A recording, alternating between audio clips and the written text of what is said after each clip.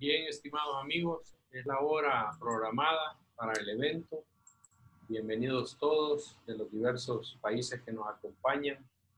Muchas gracias por su participación. Sabemos que hacen un esfuerzo todos por visitarnos a esta hora. Entendemos que muchos están en la hora del almuerzo y otros en horas de trabajo, pero bueno, qué bien que hicieron el tiempo para la conferencia de este día, que es un evento más, como ustedes saben, del Foro Iberoamericano de Contabilidad, auspiciado por la RIDUCA, que es la Red Iberoamericana de Docentes Universitarios de Contabilidad y Auditoría, y de REVENIF, que es la red virtual de estudio de las NIF. Ya a la fecha, en las tres unidas, las tres redes tienen más de 30.000 amigos conectados de diversos países en el mundo, todos los países de Iberoamérica y otros países, Italia, Japón, hasta Croacia, han aparecido ahí unos ahora inscritos. Así que excelente, bienvenidos. Vamos a dar inicio a la charla denominada Precios de Transferencia Internacionales, a cargo del maestro Carlos Saúl López Díaz Mejía, de quien me voy a permitir leer algunas líneas de su hoja de vida y a quien de antemano le agradecemos por su participación y su tiempo. El maestro Carlos Saúl López Díaz Mejía tiene estudios de maestría en Derecho de Empresa, es licenciado en Contaduría Pública y Auditoría y tiene un posgrado en Contabilidad Gerencial y Finanzas, todos de la Universidad Centroamericana José Simeón Cañas, UCA. Es vicepresidente actualmente de la Junta Directiva de la Corporación de Contadores de El Salvador, exdirector del Instituto Salvadoreño de Derecho Tributario, ex vicepresidente del Instituto Salvadoreño de Contadores Públicos y también fue directivo en el periodo 99-2003 de ese mismo instituto. En el año 2004 fue designado como Contador Público del Año por el Instituto Salvadoreño de Contadores Públicos. Ha publicado un libro que se llama La institución de los precios de transferencia en el Código Tributario Salvadoreño. Es un libro algo voluminoso, 475 páginas. En sus actividades profesionales, de tipo académico, digamos, ha sido docente universitario de pregrado y posgrado, ha jurado y asesor de tesis en varias universidades, en diversas materias relacionadas directamente con su quehacer profesional y expertise. La experiencia profesional pues es muy amplia, como socio, gerente, encargado, en firmas importantes como KPMG, Deloitte & Touche, Grant Thornton, Mazars, Nexia International, viendo que esta última es en la que está ahora y es socio a cargo. Por supuesto que su vasta experiencia está en la parte de impuestos, auditoría fiscal y temas relacionados, pero también se mueve en la parte de NIF y normas internacionales de auditoría también. Así que le agradecemos al maestro Carlos Saúl López Díaz Mejía por su participación y por su tiempo. Y vamos a proceder a dejarle los micrófonos para que pueda iniciar su presentación. Pueda también cargar la presentación que él tiene. Solo voy a activarle la función para que lo pueda hacer. Y pedirles por favor antes de que él inicie que cierren todos sus videos y audios. Ok, ahí va don Carlos López. Ok, ahora sí, estimado, puedes cargar la presentación. De todo lo que vivieron en ese infierno de hogar que tenían y que ellos ofreciendo allí. Ok, adelante, estimado.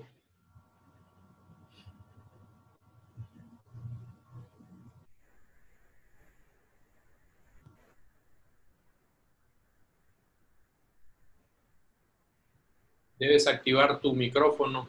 Ahí está.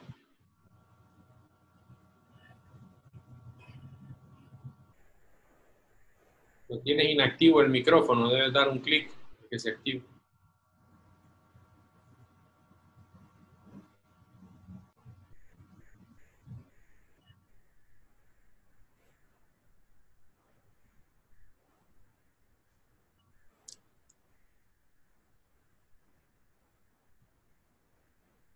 Solo un pequeño clic, aquí te lo activo yo. Solo un clic al micrófono, que no tenga la barra roja. Ahí está.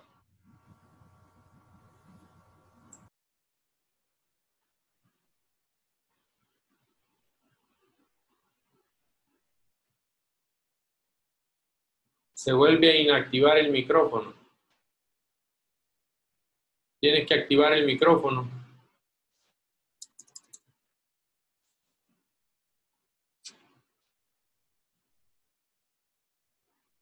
Lo tienes inactivo, estimado. Solo un clic, no dos clics, sino solo uno. A veces se le va un clic a uno. Gracias. Pues sí, ¿verdad? Perfecto, perfecto. Pues sí, ya sale. Muchas gracias. Bueno, buenas tardes a todos. No sé si se escucha bien, Mario. Se escucha perfecto y se mira bien. La presentación también la estamos viendo muy bien todos. Ok, gracias. Buenas tardes a todos. Gracias. Quería agradecer la invitación que me hacen de poder participar a este foro. Y básicamente, yo sé que el tema no es un tema fácil de desarrollar probablemente en 20 minutos o 30 minutos. De alguna manera creo que el tema es un tema muy amplio, pero necesitamos nosotros hacer, llamémosle, alguna especie de visión global del tema. ¿De qué va a tratar esta presentación? Básicamente esta presentación lo que busca es... perdón, mira, ¿dónde? Sí, como que...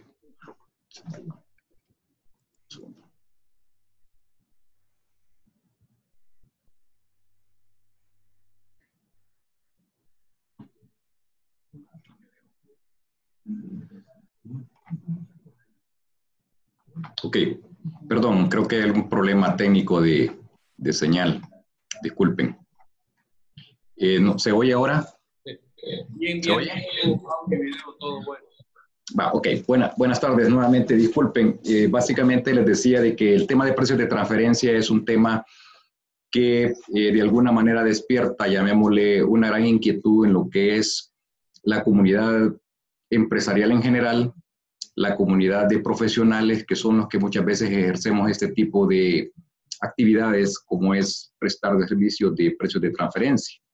Entonces, esta presentación tal vez un poco corta, como decía al inicio, de que probablemente no tengamos mucho tiempo para explicar al detalle qué es el concepto, y es posible que muchas personas que estén aquí presentes ya conozcan del concepto, pero necesitamos homologar una serie de definiciones que me parece que sería importante, pues, estar claro que todos estamos hablando de lo mismo. Evidentemente, quizás el enfoque de esto debería ser primero conocer algunos conceptos esenciales sobre qué es precios de transferencia, entender que precios de transferencia se ha convertido en todos los países de Latinoamérica y a nivel mundial en una obligación de tipo fiscal. Luego, evidentemente, cada país ha identificado cuáles son los elementos que pretende regular. Luego, habrá que entender un poco la doctrina o un poco las entidades que regulan estos conceptos, que en este caso va a ser la OCDE, y obviamente la legislación local que cada uno de los países implementa para tratar de introducir el concepto dentro de su legislación.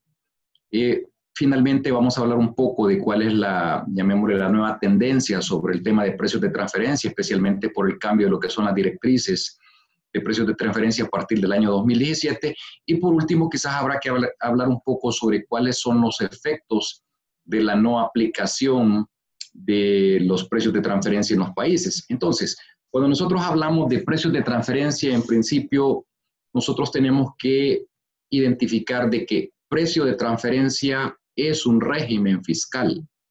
Y es eso de lo que vamos a hablar, porque en la práctica podemos hablar de precios de transferencia como concepto económico, es decir, yo compro un celular, se lo vendo a alguien a un celular y ese es un precio en el que transfiero el bien o probablemente presto un servicio.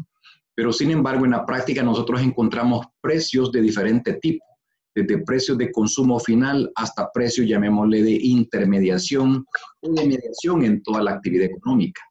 Entonces, cuando nosotros estamos hablando de precios de transferencia, vamos a estar hablando primero dejemos bien claro, de un régimen fiscal que muchas veces tiene que ver con que los países donde se llevan a cabo las transacciones relacionadas demandan a nivel de lo que es la administración tributaria el pago de los impuestos, y un pago de impuestos que a través de esas transacciones que nosotros estamos hablando de partes relacionadas, significa que las administraciones tributarias muchas veces dejan de percibir una porción de sus impuestos. Y la dejan de percibir, ¿por qué? Porque muchas veces las entidades como sujetos jurídicos nacionales o internacionales aglutinan un conjunto de compañías y se difuminan a nivel de diferentes países y montan, llamémosle así, toda una estrategia para tratar de colocar sus bienes, sus servicios o su actividad económica en diferentes países. Pero esa, llamémosle, esa estructura o esa planeación fiscal que muchas veces las empresas hacen requiere necesariamente que las grandes corporaciones comiencen a evaluar a dónde pueden eficientizar sus impuestos. Es decir, cada uno de los países tiene muchas veces estructuras tributarias, unas más complejas que otras, unas probablemente mucho más altas en tributación que otras. Y como cualquier empresa que busca maximizar sus ganancias o minimizar sus pérdidas, anda viendo cómo maximiza la carga tributaria en beneficio de ella. Y eso no es un tema ilegal, es un tema de que las empresas de alguna manera cuando planifican tratan de encontrar aquellos países que muchas veces nosotros hemos conocido como paraísos fiscales o países con baja tributación y en algunos casos con nula tributación. Entonces, cuando nosotros hablamos de precios de transferencia, estamos ante la presencia de un concepto que es esencial. Estamos hablando de un grupo de empresas que tienen vínculos económicos de alguna naturaleza.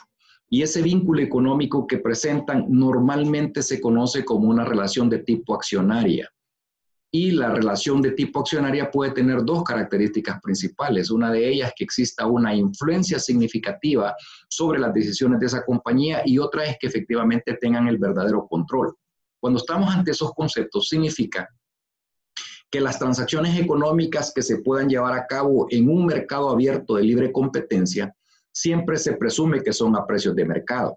Porque cuando yo tengo una transacción económica con un tercero cualquiera, pues obviamente tenemos intereses opuestos. Él va a tratar de maximizar su ganancia y yo voy a tratar de minimizar sus costos. En sentido inverso, yo voy a tratar de sacar el máximo beneficio de esa transacción y él, por supuesto, tratar de sacar las máximas ganancias posibles de la transacción que tiene conmigo. Pero esa situación pudiera no darse en una situación de partes relacionadas. Y cuando digo pudiera no darse, y ese es justamente el supuesto que está detrás de todo esto, es que cuando estamos hablando entre partes relacionadas, se presume que las transacciones pudieran no estar a precios de mercado. Y cuando esa situación pudiera no estar a precio de mercado, se supone que las empresas están en la obligación entonces de demostrar que efectivamente esas transacciones están a precios de mercado y la única forma de demostrarlo es entonces entrar en el famoso estudio de precios de transferencia. Pero como decía al inicio, este es un régimen. ¿Un régimen por qué? Porque son los estados, las administraciones tributarias, los ministerios de Hacienda, los que están interesados en asegurar que lo que las compañías tributan en su país corresponda al valor justo de los impuestos que debieron haber pagado si las transacciones económicas se hubieran llevado a precios de mercado. De tal forma entonces que en el análisis de mercado nosotros vamos a distinguir entonces dos grandes grupos de empresas. Los que no tienen nada que ver con mi compañía y aquellos que pudieran estar vinculados económicamente a través de una relación accionaria o de otra naturaleza, y que en este segundo caso esas transacciones económicas pudieran tener algún impacto importante en la tributación. Es decir, cuando las compañías dentro de la organización tienen una influencia importante o tienen el control, estas compañías entonces pudieran manipular los precios de las transacciones económicas. De las transacciones económicas que realizan entre sus partes relacionadas. Y por eso yo al inicio hacía una distinción bien clara entre que no estamos hablando de precios de consumo final. Yo no voy a poner frente, para hacer un análisis de precios de transferencia, no voy a poner, por ejemplo, 3 frituras enfrente. Voy a comparar, esta vale 5 centavos, la otra 6 y la otra 7 centavos. No estoy hablando de eso. Estamos hablando de que precios de transferencia se refiere a aquellas grandes transacciones económicas que se llevan a cabo entre partes relacionadas. Muchas veces hay compañías que operan en determinado país que compran toda la producción de su parte relacionada para distribuirla en el mercado local. Pero en esa transacción económica entre su parte relacionada, es decir, su matriz o su subsidiaria, donde yo le compro toda la producción o todo lo que distribuye, esa transacción pudiera estar sesgada. Pudiera resultar que a su vez mi compañía, que es la que está tomando la decisión de comprarle toda la compra a una subsidiaria o una relacionada, detrás de mí tengo otra empresa que me está dirigiendo a mí para que yo compre esa producción y que la compre a un determinado precio y que la compre toda la producción de tal forma que yo concentre toda esa operación de tal suerte que esa compañía que me controla a mí probablemente pudiera estar ubicada en un paraíso fiscal o en un país de baja o nula tributación. Por tanto, entonces, el régimen de precios de transferencia, como lo dice el concepto, lo que pretende es comprobar que esas transacciones económicas, que esos precios de transferencia que se convinieron entre las partes relacionadas, ¿verdad?, deberían de ser los mismos términos o términos similares a aquellas transacciones que yo hubiera tenido con una entidad que fuera completamente independiente. Ese es como el principio fundamental. De tal forma que si alguien manipula los precios, las consecuencias inmediatas de la manipulación de precios es simple y sencillamente que pudiera haber una, llamémosle, una baja tributación, un impago de impuestos o un pago exiguo de los impuestos en el estado donde la compañía opera. Y entonces las administraciones tributarias han entendido perfectamente que cuando existe control, cuando existe influencia significativa de los grupos empresariales, estos pudieran manipular los precios de mercado de las transacciones económicas. Entonces hay un principio que es el principio de independencia efectiva, conocido normalmente como RLEMS o principio de plena competencia. Actualmente se habla más de independencia efectiva. Hay un principio que hay que cubrir, hay un principio que hay que respetar. Y es ese principio de que las transacciones son completamente o independientes efectivamente. Y la única forma de ser independiente efectivamente es que yo trance a precios de mercado, que hable de un mercado de plena competencia. Lo cual, como lo decía en un inicio, se presume que en una parte relacionada pudiera no darse esa situación. Entonces, aquí hay un concepto nuevo que hay que introducir. Después de que hemos hablado de qué es precio de transferencia, o sea, de lo que se refiere a las grandes transacciones económicas entre partes relacionadas, que hay que comparar con terceros independientes, entonces hay un concepto interesante. ¿Cuál es? La comparabilidad. Nosotros tenemos entonces que entrar, para probar ese principio de plena competencia, nosotros debemos de entrar a un tema de comparabilidad. Pero la pregunta es, ¿qué voy a comparar? ¿Contra quién me quiero comparar? ¿Qué es lo que quiero comparar? Y entonces nosotros vamos a comparar condiciones económicas, condiciones contractuales, naturalezas y características de los bienes. Pero, como decía antes, estas naturalezas, características de los bienes, de los servicios o de los intangibles, tiene que verse muchas veces afectado por esos sujetos relacionados. Se van a ver afectadas necesariamente. Y es más, quiero aclarar una cosa. Cuando nosotros hablamos de precios de transferencia, lo primero que se nos viene a la mente es bienes, porque es un poco más fácil entenderlo cuando yo le compro toda la producción a alguien. Pero resulta que cuando nosotros hablamos de precios de transferencia, no solo estamos hablando de bienes. Pudiéramos estar hablando de servicios que pudieran influir en el costo. Pudiéramos estar hablando de intangibles que explota una compañía que pueden influir en el costo o en última instancia pueden influir sobre la utilidad tributable. Entonces, cada país, llámese todo Latinoamérica o a nivel mundial, tendrá sus propios conceptos de lo que ellos definen como sujeto relacionado. Yo nada más pongo un ejemplo, al frente he puesto un ejemplo de la legislación salvadoreña. En el caso del Salvador, por ejemplo, nosotros tenemos un artículo que relaciona o que nos señala que hay una relación de sujetos cuando por lo menos esa relación directa o indirecta pudiera exceder del 25% de la relación accionaria. Ese es un ejemplo de lo que pudiera ser un sujeto relacionado, pero no es el único. Nuestra legislación contempla, por ejemplo, cuando las personas que dirigen una compañía son comunes. Muchas veces nosotros encontramos relaciones accionarias explícitas y muchas veces no encontramos una relación accionaria explícita, pero nos damos cuenta que los ejecutivos que dirigen las corporaciones, los grupos o las empresas son los mismos.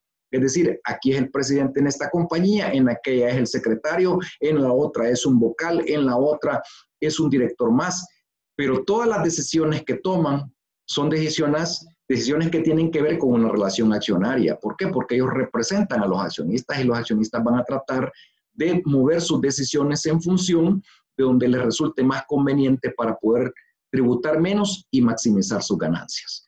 Entonces, normalmente las entidades pertenecen a grupos de decisiones empresariales y obviamente nuestra legislación no contempla esos únicos casos. Es más fácil entenderlo a nivel accionario, es más fácil entenderlo a nivel de lo que es, llamémosle, directores de las empresas.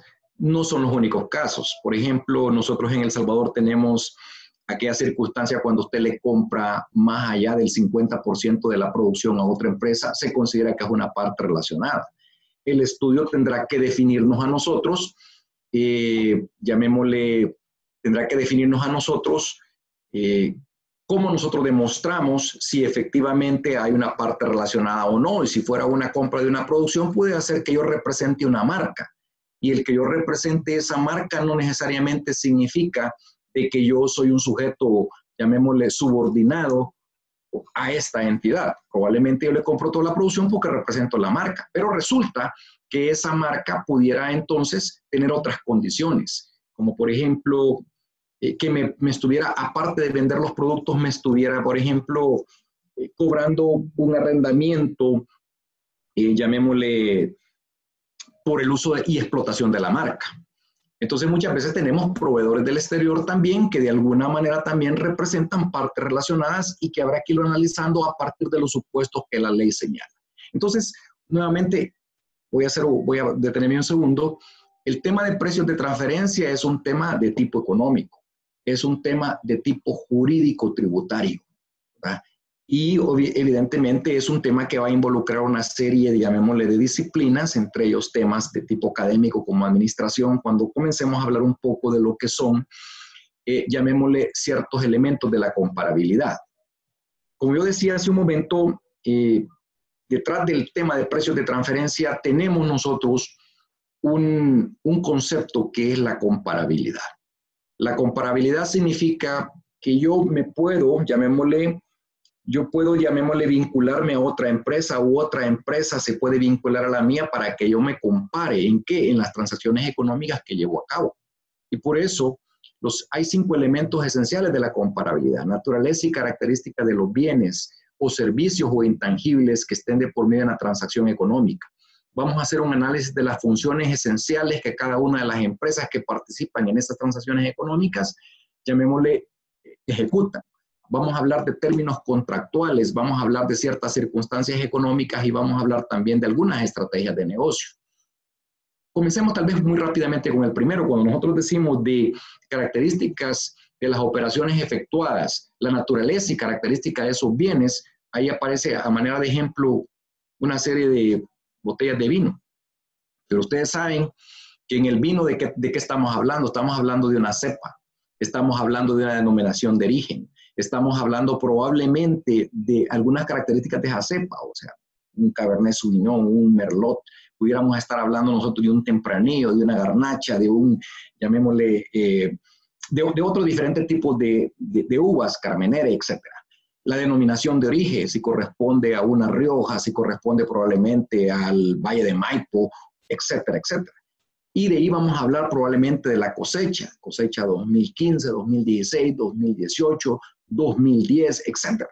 Y entonces cuando nosotros estamos ante la presencia, la botella de vino, para ponerla de esa manera, 750 mililitros, pareciera ser que es un vino, pero yo no me podría comparar si estuviera distribuyendo un vino, llamémosle de baja categoría, lo voy a llamar así, y no pretendo menospreciar a nadie, un vino que cuesta probablemente $10, $12, a que estuviera hablando de un Opus One, que estamos hablando de que en el mercado cuesta $200, $300. Si mi empresa, por ejemplo, distribuyera vino, es importante que yo me compare con empresas y por los tipos de vino de los que esté hablando. Entonces, la naturaleza y característica del bien es esencial para hablar de la comparabilidad.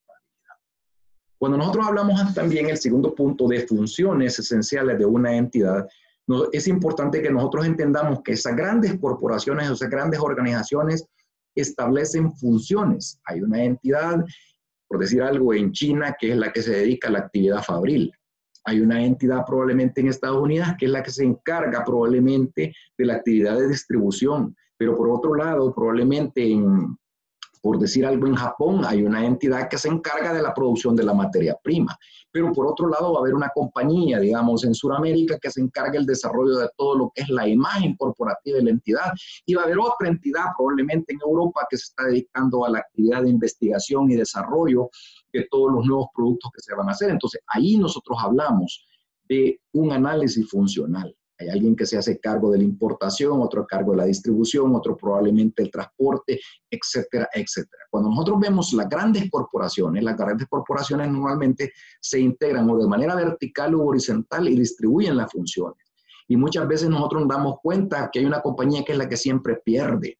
Hay otra compañía que es la que más gana, pero probablemente esa compañía que más gana es la que está probablemente asociada a un país donde hay baja o no la tributación. Entonces, esa estructura de las compañías es importante entenderlo porque dependiendo de las funciones de los activos que invierte, así tomará los riesgos. A mayor riesgo se espera mayores beneficios. Por otro lado, encontramos un tercer elemento de comparabilidad. ¿Cuál es? Los términos contractuales. Los términos contractuales son importantes. ¿Por qué? Porque muchas veces nosotros cuando hablamos de términos contractuales nos estamos imaginando un contrato y no necesariamente. A veces las compañías pueden pactar, para poner este ejemplo, que si usted le compra el 40% de la producción va a ser tal precio. O un término contractual podría ser un FOB, un CIF, o sea, usar los Incoterms puede ser un tema relevante en materia de precios de transferencia de bienes. Si nosotros estamos hablando de un CIF puesto en puerto del país de destino o un CIF puesto probablemente en otro puerto, el costo de transporte y lo demás hace que los precios de las transacciones pudieran cambiar. Hablamos también de ciertas circunstancias económicas. Muchas veces tenemos países donde tienen, por ejemplo, moneda que se devalúa. Tienen países que el efecto de la moneda va a tener un costo relevante en lo que va a ser, llamémosle, la negociación. Una circunstancia económica es comprar por mayor o por menor. Yo no es lo mismo que compre 100,000 barriles de petróleo a que viniera y comprara probablemente 1,000,000 de barriles de petróleo. No es lo mismo que yo estuviera hablando de un café de cosecha, probablemente 17, 18, a que estuviera comprando un café de una cosecha anterior donde las circunstancias económicas de negociación de ese mercado no son las mismas. No es lo mismo que yo esté hablando de probablemente de un souvenirs o estuviéramos hablando nosotros de algún commodity, donde se negocia probablemente los productos en una bolsa. Entonces, ahí vamos a encontrar entonces una serie de circunstancias económicas que pueden influir en los precios. Por otro lado, las estrategias de introducción de ciertos productos hacen que muchas veces las grandes corporaciones pudieran manejar o manipular ciertas circunstancias con la pretensión de introducirse a un mercado determinado. Yo me imagino que cualquier gran corporación que pretende entrar en un mercado virgen donde nunca ha tenido presencia, es posible que intente entrar a ese mercado reduciendo precios. Y él sabe que va a perder originalmente, pero una compañía no puede perder permanentemente. Normalmente una compañía lo que va a tratar es aceptar la pérdida de establecimiento, pero una vez en ese momento ya se haya establecido, va a cambiar esas estrategias de mercado y va a comenzar a competir abiertamente con los demás. Entonces, si ustedes observan, cuando nosotros hablamos de la comparabilidad en precios de transferencia, significa que debemos de hacer un análisis estructural de todas esas condiciones que se dan. Entonces, yo puedo comparar mi empresa por funciones, puedo comparar mi empresa por actividad económica, puedo comparar mi empresa por productos, puedo comparar mi empresa en función de las condiciones con las que yo he negociado. ¿Qué sucede entonces detrás de todo esto que es bien complejo? nosotros tenemos evidentemente una doctrina y una legislación. En el caso de El Salvador, de donde yo voy a hablar en este momento, evidentemente en Centroamérica tenemos legislaciones similares y yo he tenido la oportunidad de comparar un poco legislaciones de Latinoamérica. Si nosotros comparáramos, por ejemplo, Chile, que es un país que pertenece y que es miembro de la OCDE, Costa Rica que está queriendo entrar a la OCDE o creo que ya entró, pero El Salvador no lo es, Guatemala no lo es, Nicaragua no lo es, Panamá tampoco lo es, Argentina tampoco lo es. México es el otro país que pertenece a la OCDE, pero si ustedes comparan, ¿perdón? ¿Sí? Ok. Pero si ustedes comparan las legislaciones de los países, nos vamos a encontrar con unos elementos que son comunes. ¿Cuáles son esos elementos comunes? Primero, el identificarse que se convierte en una obligación formal, si ustedes quieren llamarla así, de los contribuyentes en los países. ¿Obligación formal en qué sentido? En la obligación primero de tener que hacer un estudio de precios. En algunos países existe la obligación de entregarlo físicamente. En otros países como Guatemala, cuyo vencimiento, por ejemplo, es en marzo, el 31 de marzo, ahí ya tenemos una declaración informativa que se debe de presentar y que se maneja electrónicamente. En El Salvador todavía nosotros estamos de que lo que llenamos es un formulario F982, se llama Declaración de Transacciones entre Partes Relacionadas, donde se señala alguna información básica, pero no hemos trascendido más allá de eso. Si nosotros comparamos la obligación salvadoreña con la obligación de Guatemala, nos vamos a dar cuenta que prácticamente el estudio de precios de transferencia se está subiendo en línea en Guatemala. En El Salvador eso no existe todavía. Y así sucesivamente en Argentina físicamente se entrega. Y así en otros países nos vamos dando cuenta de que existen como la obligación formal de determinar esos precios y demostrarle al Estado que las transacciones las he llevado a precio de mercado. Cada uno de los países tendrá sus propias definiciones de lo que es una parte relacionada, de cuáles son las obligaciones que tiene o lo mínimo que debe de contener un estudio de precios de transferencia. Y por otro lado, cuál es el papel que juega la administración tributaria respecto a los estudios de precios de transferencia. A manera de ejemplo, en El Salvador hay toda una unidad que se supone que recopila todos los estudios de precios de transferencia cuando lo hace por requerimiento de un proceso de fiscalización.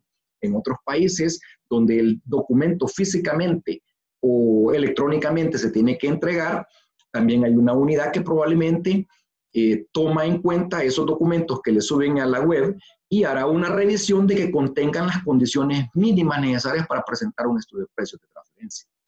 La OCDE, la Organización para el Desarrollo Económico, tiene, llamémosle, unas directrices, lo que yo le llamaría la doctrina que está detrás de todo esto, con respecto a la preparación de los estudios de precios de transferencia. Actualmente, nosotros ya tenemos una última, llamémosle, versión que fue emitida para el 2017 y que obviamente incluye ahora, llamémosle, las próximas acciones o las acciones que se está conociendo como BEST, que ya voy a explicar otro momento, que son lo que es la erosión de la base fiscal y la distribución de las utilidades o reparto de las utilidades, que son algunos conceptos nuevos que están entrando. Pero lo importante es que nosotros no podemos perder de vista que detrás de todo esto hay toda una doctrina que es la que sustenta, llamémosle, el tema de precios de transferencia. Cuando nosotros hablamos de tributación internacional, estamos hablando dentro de ellos del concepto de precios de transferencia. No es un concepto local. No es, ¿por qué? Porque los grandes países del mundo, el G20, son los que se reunieron y se dieron cuenta de que detrás de todas, llamémosle, las transacciones económicas, el 60% de las transacciones económicas a nivel mundial tenían que ver con partes relacionadas y por tanto había que regular. Pero el corazón de un estudio de precios de transferencia es, quizás y ahí lo presento yo en una serie de puntos, es cuando nosotros hablamos del análisis económico de las transacciones, y por eso es importante recordar que cuando hablamos de transacciones no estamos hablando necesariamente solo de bienes, estamos hablando de servicios, estamos hablando de intangibles que son los que regula la OCDE. Entonces eso nos obliga primero en el análisis económico a definir cuál es, llamémosle, el método que vamos a utilizar, ya luego explico cuáles son. ¿Cómo, contra quién me voy a comparar o cuáles van a ser los comparables que voy a utilizar? En grandes rasgos nosotros pudiéramos hablar de comparables externos y comparables internos. Y muchas veces, y quizás este va a ser el contrasentido de todo este tema. ¿Por qué? Porque al final uno se tiene que comparar y se da cuenta que no hay comparables casi nunca en los mercados nacionales. ¿Por qué? Porque cada uno de los países tenemos limitaciones de información, muchas veces financiera. Y por eso la información financiera es un elemento esencial a utilizar. Muchas veces hay que ajustar las transacciones para acercarlas y homologarlas a las transacciones que estoy yo probablemente queriendo probar. Tengo que necesariamente en ese proceso de comparación del que estoy haciendo, yo tengo muchas veces que rechazar ciertas empresas cuando decido comparar empresas, porque digamos, si yo me dedicara, por ejemplo, a la actividad del arrendamiento de bienes inmuebles, yo tengo que entonces tomar en cuenta que me voy a poder comparar con la industria de arrendamiento de bienes inmuebles, pero no podría yo agarrar en términos generales una empresa de arrendamiento. ¿Por qué? Porque el arrendamiento puede incluir bienes muebles, bienes inmuebles, arrendamiento financiero, arrendamiento simple, arrendamiento de vehículos, o sea, no es así.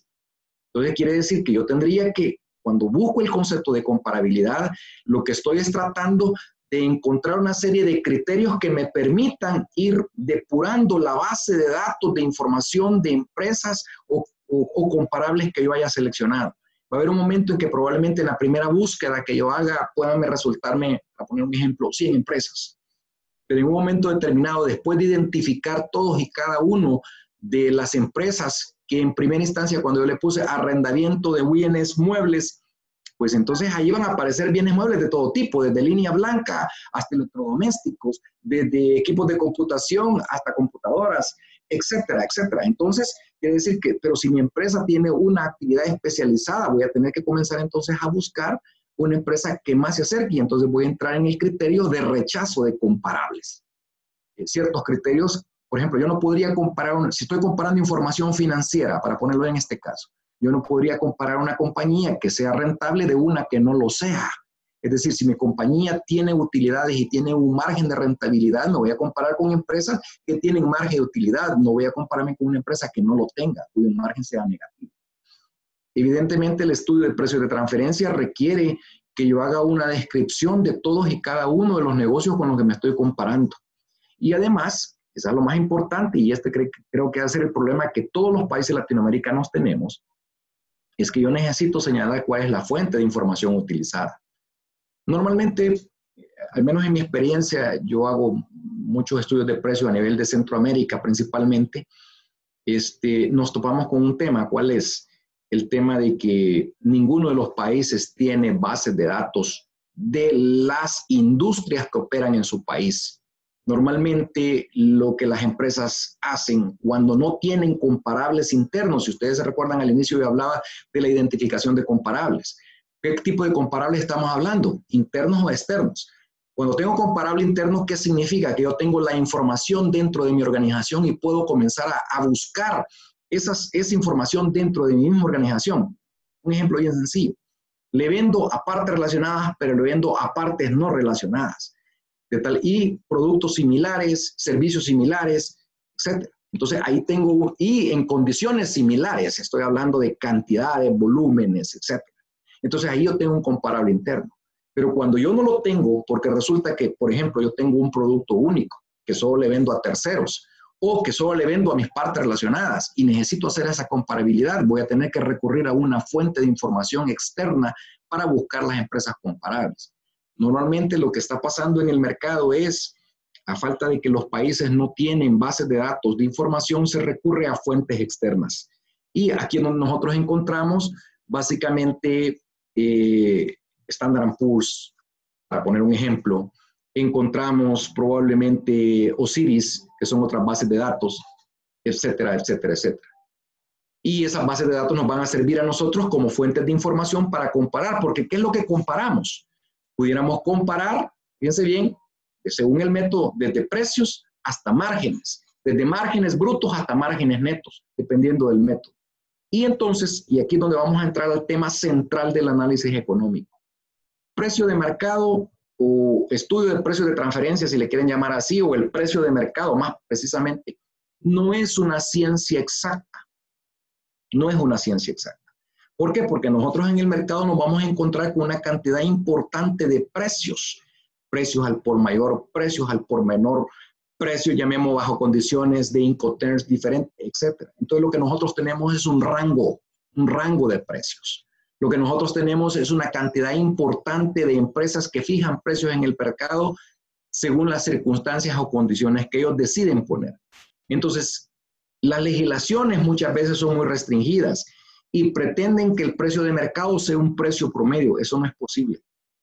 El precio de mercado tiene que ser un rango. La OCDE muy sabiamente plantea que hay que utilizar medidas de tendencia central, que debemos de utilizar medidas estadísticas. Y por eso se habla entonces de buscar una mediana.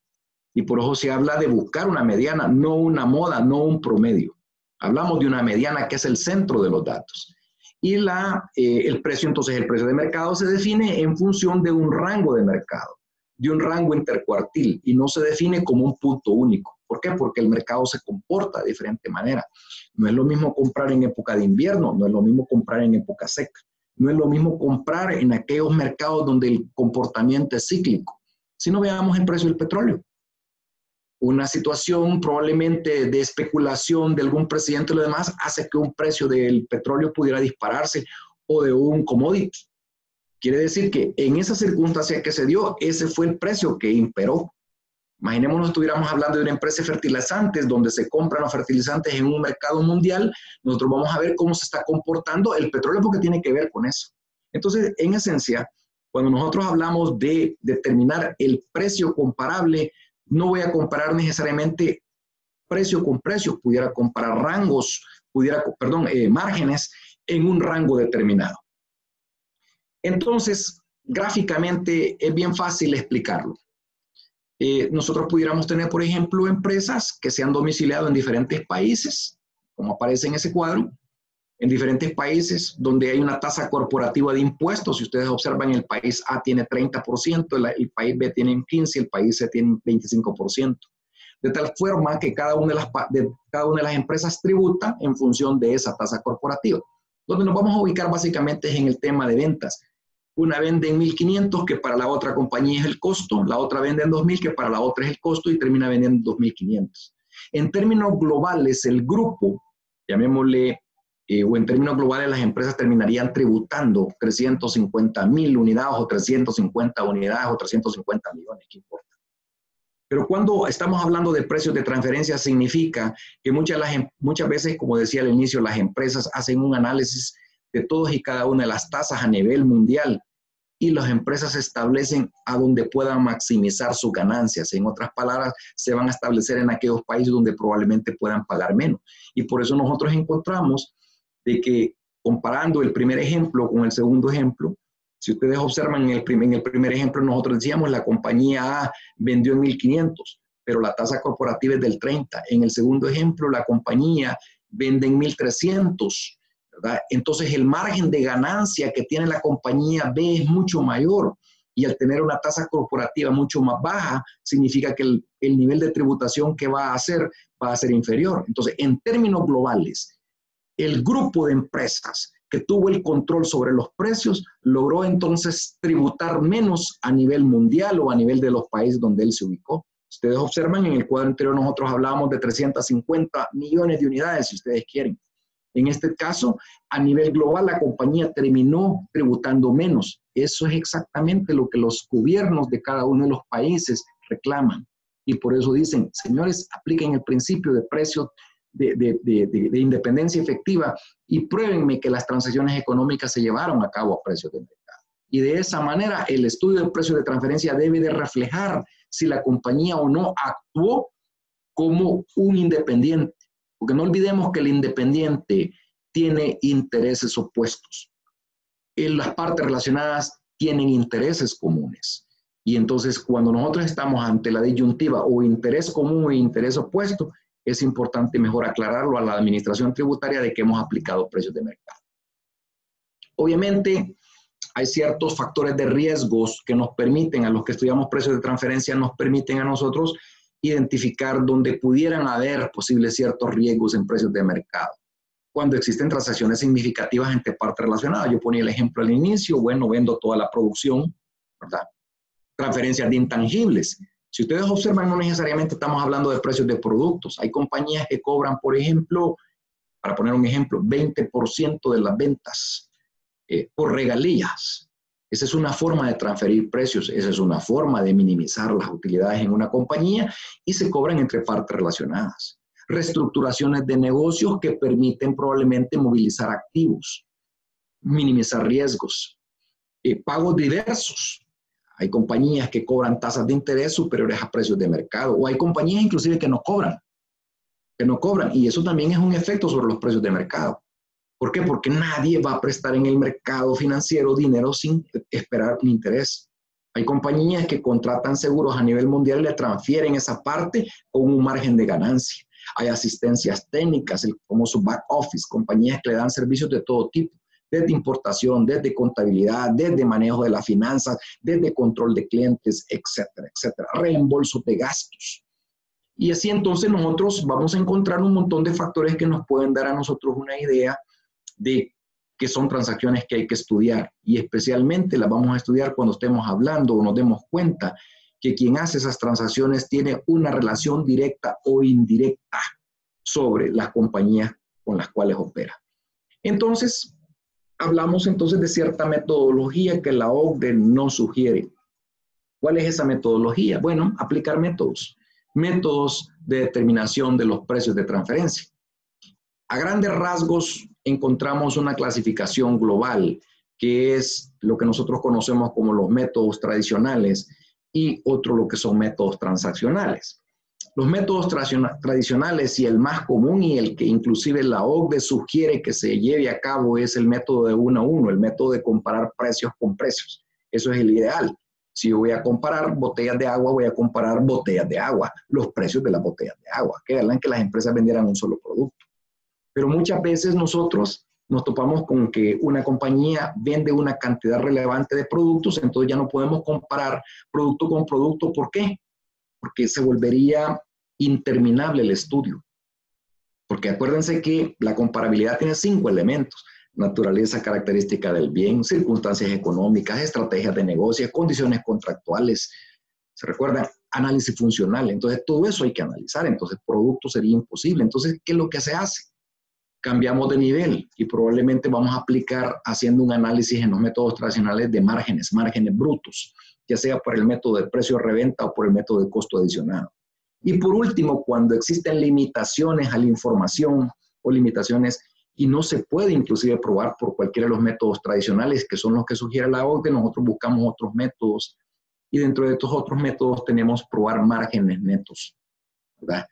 El margen neto más fácil de probar es la utilidad neta, que nosotros llamamos, utilidad operativa, pero no puede ser lo único. Pudiéramos probar por una serie de ratios. Pudiéramos hablar nosotros de un ROE, o sea, retorno al equity o al patrimonio, un ROA, retorno a los activos, etcétera, etcétera. Y entonces pudiéramos nosotros, una industria, analizarla desde esa perspectiva y llegar a la conclusión que el nivel de rentabilidad que una empresa tiene dentro de la industria está dentro del precio de mercado. Hay otros métodos especiales que son muy característicos del tema de la partición de las utilidades, cuando muchas veces influye el intangible o no. Esos son los métodos que sugiere la OCDE. Si ustedes analizan sus legislaciones propias, porque entiendo que vemos varios países de Latinoamérica, se van a dar cuenta que las administraciones tributarias también han creado sus propios métodos, ¿verdad? Por ejemplo, precio de aduana le llaman, etc.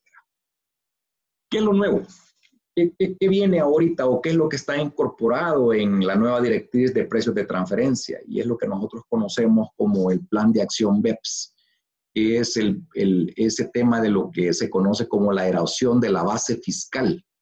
Es decir, ya los grandes países del mundo se han dado cuenta que las compañías erosionan la base fiscal, introduciéndole una serie de costos, gastos a las compañías con la pretensión de pagar menos impuestos. Entonces, nuevamente los países, los 20 más grandes países del mundo, se han sentado y se han dado cuenta que deben de establecer ciertas reglas a las cuales deben de sujetarse todas las multinacionales o todas las transnacionales.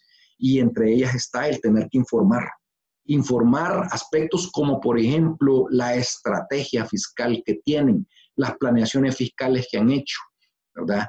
Hay quienes abusan de los tratados, hay quienes hacen cierta, llamémosle, evasión artificial por la forma como se establecen y cómo operan en los países. Y obviamente hay ciertas metodologías en ese BEPS de cómo se va a recolectar la información y se va a hacer aquel mecanismo, llamémosle, de hacer lo que se llama una comparación country by country, o sea, país con país.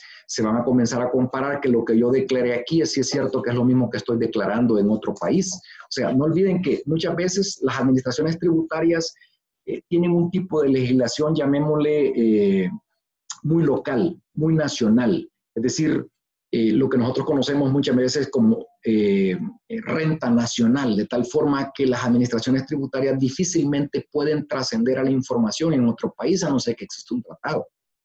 Pero si no existe un tratado de intercambio de información, el país se ve limitado, la administración tributaria se ve limitada a conocer la información que le dé el contribuyente que ya está fiscalizando. Entonces, en el caso de la Comunidad Europea, ellos se han dado cuenta que van a tener la oportunidad de recolectar y analizar información de los países que operan en toda la Comunidad Europea, y todas las administraciones tributarias van a poder tener la capacidad de accesar ciertos informes que las administraciones de los contribuyentes van a tener que presentar a las administraciones tributarias, y va a existir la posibilidad de reexaminar la documentación con el objetivo de determinar si esos precios de transferencia son precios de mercado. ¿Qué pasa si no se aplican los precios de mercado? ¿Qué consecuencias trae? Quizás con eso yo terminaría mi presentación. Me he tomado más del tiempo, quizás del que debía. Pero como lo dije al inicio, es un tema que no se puede agotar en 15 minutos. Pero cuando no existe una planificación adecuada o una aplicación adecuada de los precios de transferencia, muchas veces existen dobles tributaciones. ¿Por qué? Porque termina pagando en el país donde la administración tributaria le complementa el impuesto, y aunque la gran corporación diga, es que estos ingresos yo los declaré en el otro país, es posible que la otra administración tributaria le diga, bueno, pagaste mal, vas a tener que pagar en tu país y vas a tener que pagar en el mío. Entonces pueden existir pagos indebidos de impuestos por inaplicación o aplicación inadecuada sobre lo que es, llamémosle, una inadecuada tributación.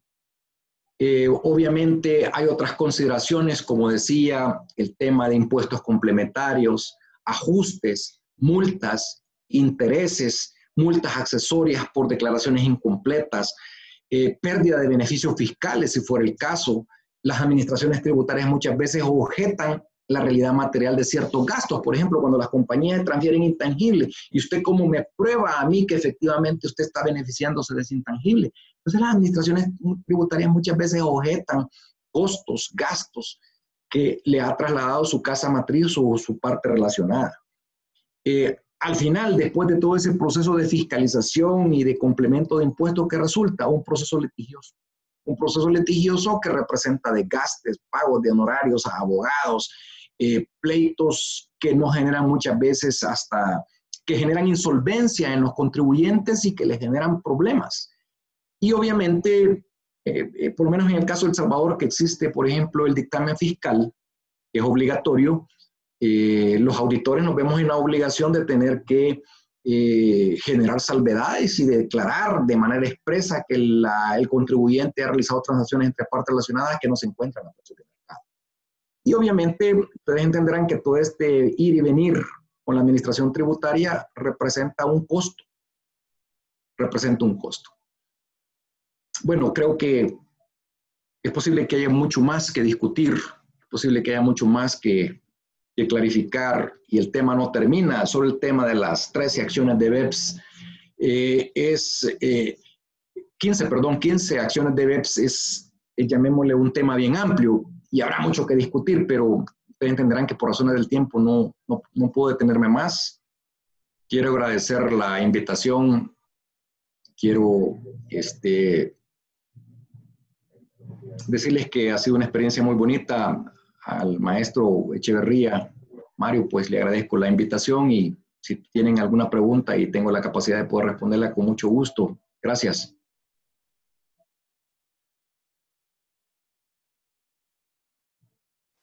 Muchas gracias a ti, estimado Carlos Saúl López Díaz Mejía, por tu excelente participación, tu conferencia bien documentada y elocuente, como siempre. Muchas gracias.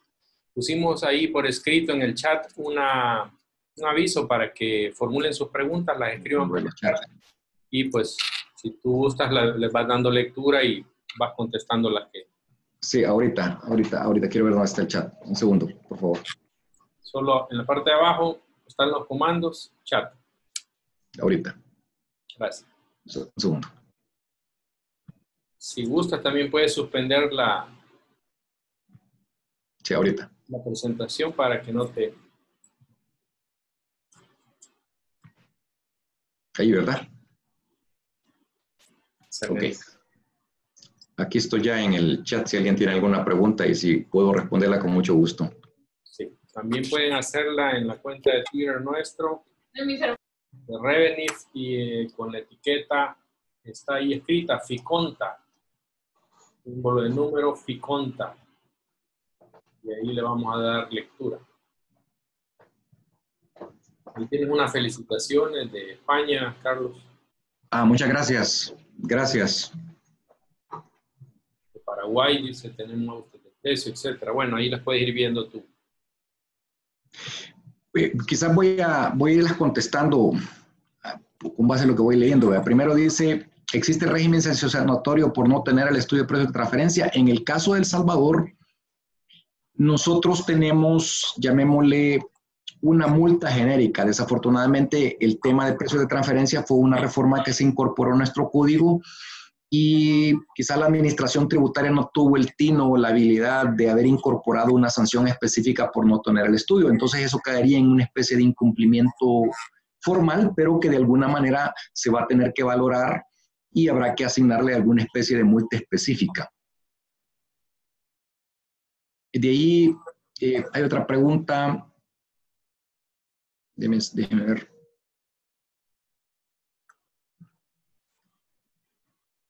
Bueno, aquí hablan de lavado de dinero. No necesariamente, aun cuando la evasión de impuestos es considerado un indicio de lavado de dinero, dice la no elaboración de un estudio limita únicamente la determinación del principio de independencia efectiva. Y luego, creo que ahí hay una mezcla de conceptos, pero bueno, el tema de lavado es un tema que es posible que, lo que pasa es que cuando nosotros estamos hablando de lavado de dinero, estamos hablando de una actividad ilegal, ¿vea?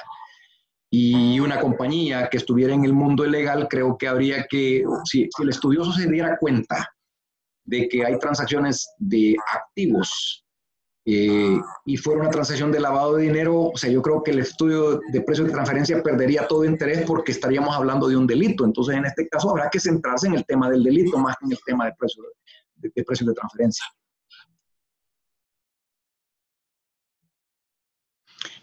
A su criterio, dice, si la empresa desarrolla un departamento preparado para la elaboración de su propio estudio, el fisco debería aceptarlo. Es que, vaya, ¿cómo enfocarlo? La verdad que el estudio de precios de transferencia no está prohibido para que lo pueda hacer su propia empresa, sí que lo puede hacer. Ahí habría que hacerse varias preguntas. Primero, si tiene la independencia para autoexaminarse y decir que efectivamente está aplicando precios de mercado, porque uno en la práctica se topa con los clientes, por ejemplo, de que no es que mis precios son de mercado, y esa es la expresión que muchas veces el contribuyente o nuestros clientes nos dicen, no, si yo estoy aplicando precios de mercado, pruébelo. Esa es la primera pregunta. Segundo, como explicaba hace un momento, el precio de transferencia es un tema que necesita muchas veces información externa. Necesita, llamémosle, bases de datos que deben, llamémosle, que deben de accesar. Y muchas veces las empresas no tienen ese acceso.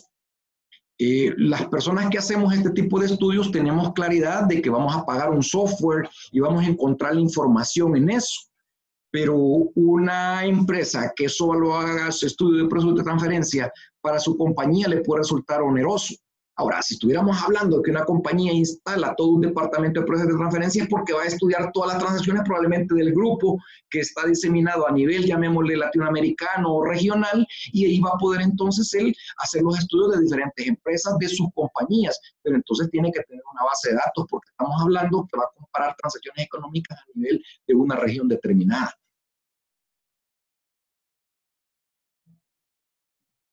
Nos puede compartir páginas de bases de datos, dice, gratuitas para documentar comparables. Hay una, ok, la verdad que, o sea, hay algunas bases de datos que pudiéramos decir nosotros, hay una que se llama SecGov, ss.gov con V.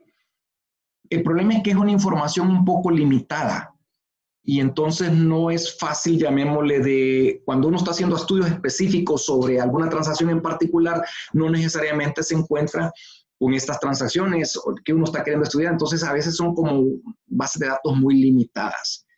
Pero no dejen de ver, llamémosle, esa www.secgov, que tiene información financiera muy, pero muy limitada. No pierde nada con examinarla, ¿verdad? Dice otra pregunta, para aplicar los precios de transferencia es necesaria la contabilidad de costos en función de datos obtenidos. Deme un segundo que me quiere descargar la computadora.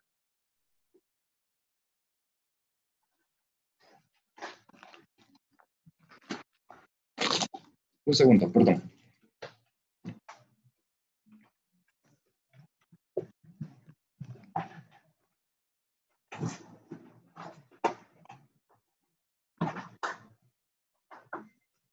Gracias, disculpe.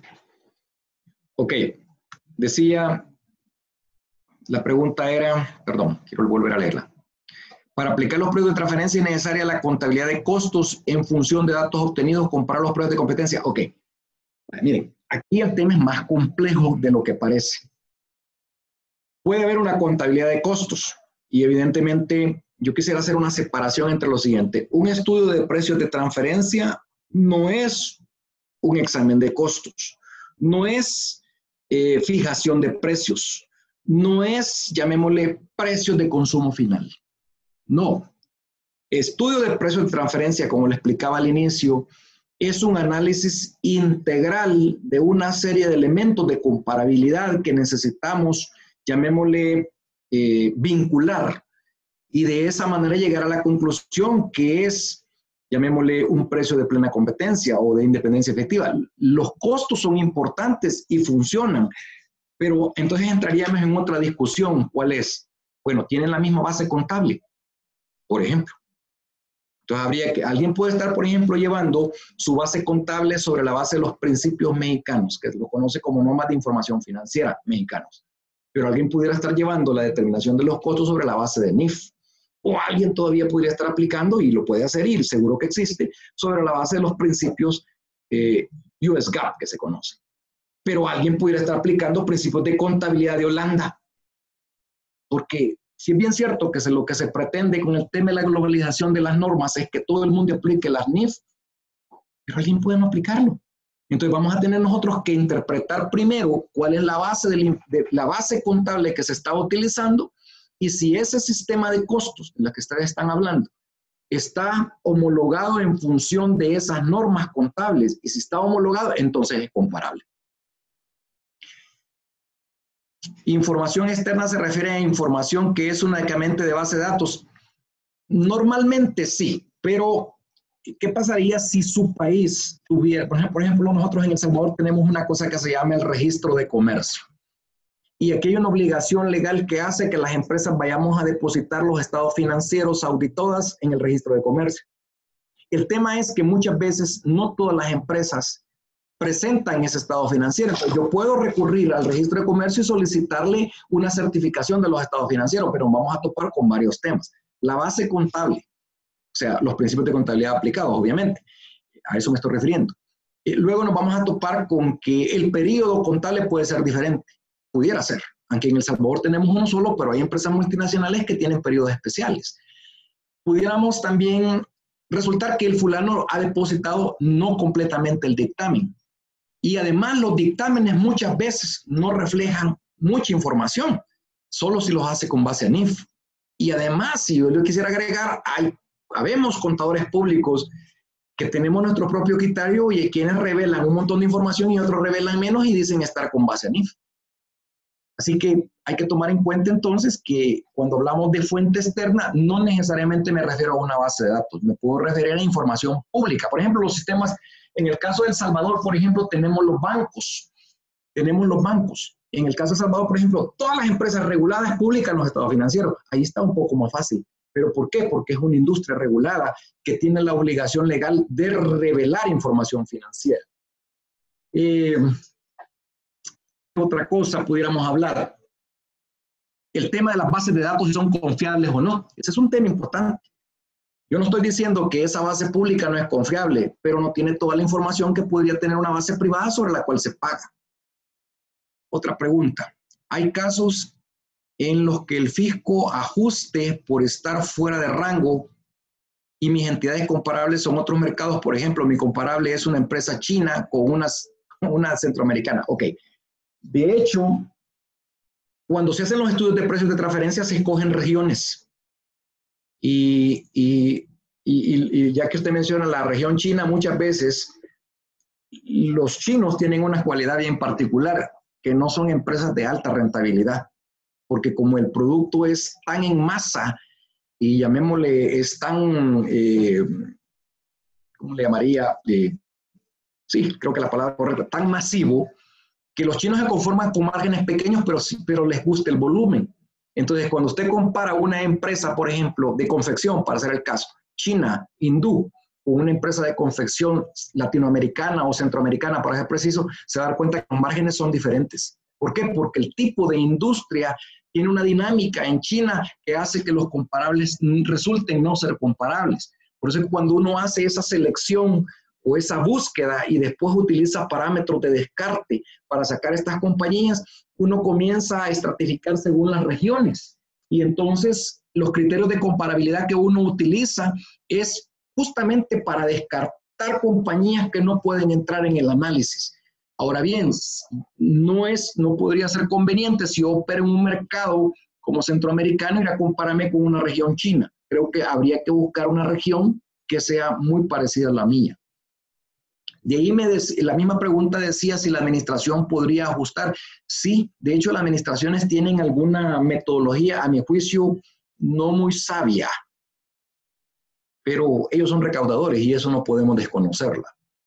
¿Qué sucede? Ellos normalmente ajustan a la mediana o al promedio, pero bajo el criterio de OCDE es el rango intercuartil. Entonces, mi criterio personal es que la administración tributaria debería de ajustar o al rango intercuartil inferior o superior.